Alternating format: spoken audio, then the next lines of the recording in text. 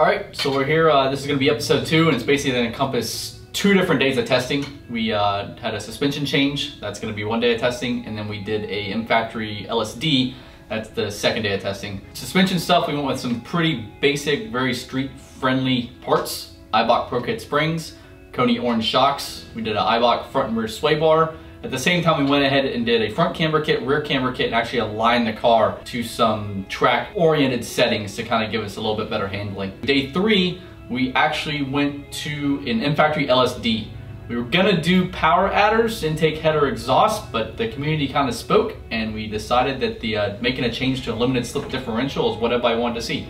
So that was the only change we did to the car, is we removed the factory open differential and put an M-Factory helical LSD in. And then we went back to the track for basically a day 3 of testing, and that's what you're going to see in this episode.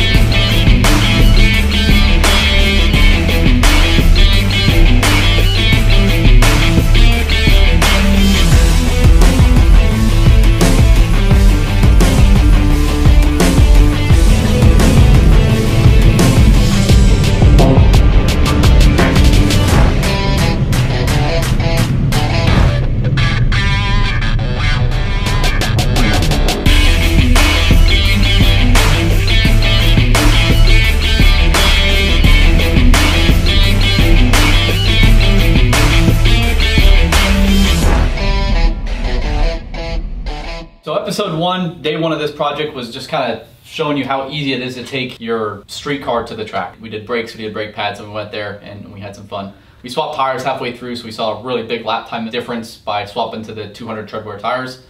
So all in stock suspension still, so it was, you know, we kind of took it for what it was, and we had a fun time. So the next logical step after those modifications is to start working on the suspension.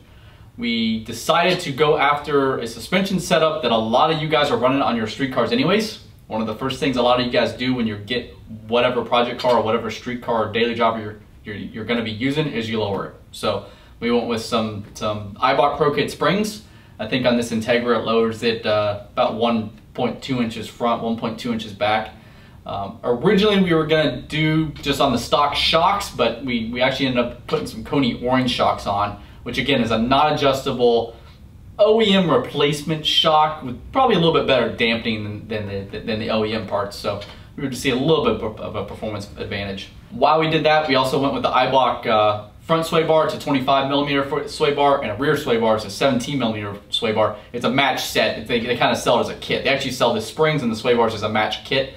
We figured that's something super popular that a lot of you guys were doing anyways. It was important for us to try to dial some camber in at this point as well. We're having some tire wear just with all the body roll. We figured with the suspension parts and the body roll, and hopefully eliminate some of the tire wear on the outside edge that we were seeing.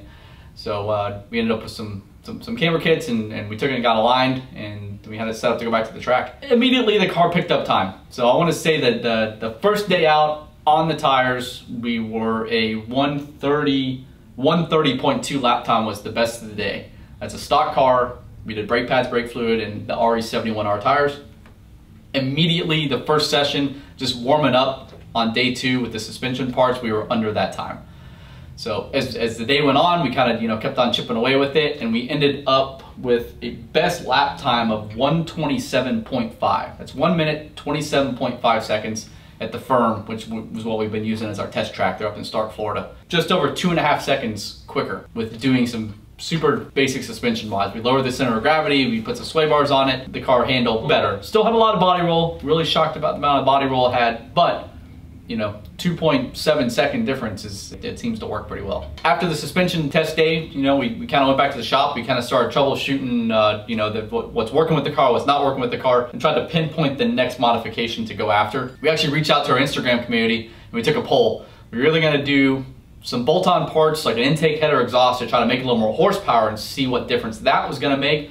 Or the other option was to put in a limited slip differential. The firm has a couple of tight corners, mostly third and fourth gear corners at this track, but there's one hairpin that gets all the way down to second gear.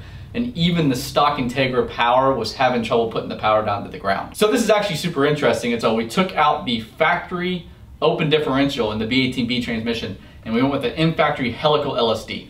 So the LSD is gonna basically apply the power to the wheels more evenly, more progressively, so we can actually hopefully plant the tire on the ground coming out of these tight corners way more efficiently.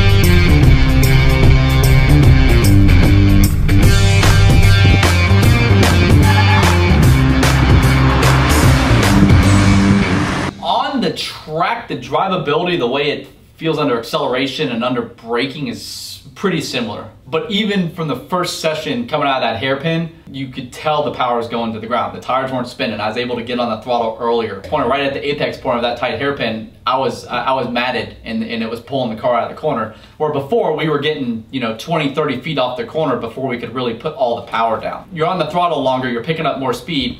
That entire straightaway coming out of that hairpin, you have more speed. You're going to lower your lap times. You're carrying higher entry speed into the next corner, and so on and so forth.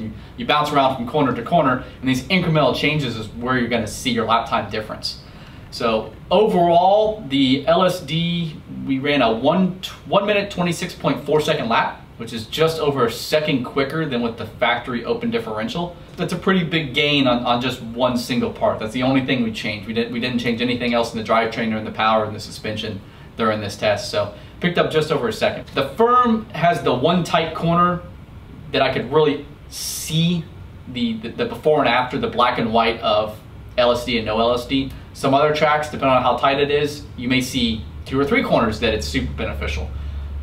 So I kind of credit the LSD to about a half a second of lap time gain just on pure performance. And I'm gonna give the other half a second to driver confidence. As I was getting in the corners, I was way more confident being able to plant the throttle, before apex, 8 apex, and just trust that the car and the power is gonna kind of pull through. The old saying, this is a front wheel drive car, so the old saying, when in doubt, throttle out, kind of holds true with these cars. The earlier you can get on these throttles, the easier the car is gonna track out of the corner. The earlier you get on the throttle, the more speed you're gonna carry to the next corner. So that's where those lap times change. A tenth here, 2 tenths there, 3 tenths here, and it all adds up. In this case, it added up to just over a second for the lap. So one of the things when we did the suspension stuff is we actually went and got alignment done to try to get a little better even tire wear. We want to try to plant that tire, a little negative camber into the corners. We want that thing straight up and down, trying to plant as much tread as we possibly can. So we went with 2.5 degrees of negative camber in the front. There's 1 3/4 degree in the back. And then we have an 1/8 inch of toe out in the front and an 1/8 inch of toe out in the back. So I want to talk about the back toe out a little bit. The back toe out helps corner entry. It helps the initial turn in of the car. And what you'll notice a couple of times what I've figured out with this car is that the initial turn in almost is too much to the point where the back wants to kind of oversteer a little bit, kind of come out a little bit, and I'm having to do a steering correction to kind of to catch that. So I'm probably going to go back to 0 toe on the back to see if I can settle that down. That steering correction I think is scrubbing off a little bit of lap time. It's scrubbing off a little bit of the car getting settled.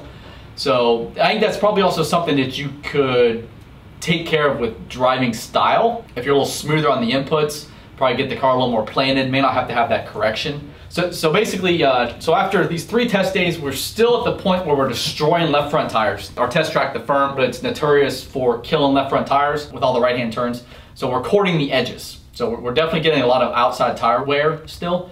And I think it's from body roll and camber. That's what it comes down to. So we can do 2 things. We can put a lot more negative camber in there and deal with the body roll, or we can kind of stiffen everything up and hopefully eliminate the body roll to kind of plant that tire more efficiently. The next step is we're still gonna work on the suspension. I'm still not worried about horsepower. You know, I think with our test track in particular, we're fine on horsepower. The thing's still a lot of fun. We've kept it super reliable. So we're gonna go to a higher end, more track-oriented suspension. We're gonna raise the spring rates.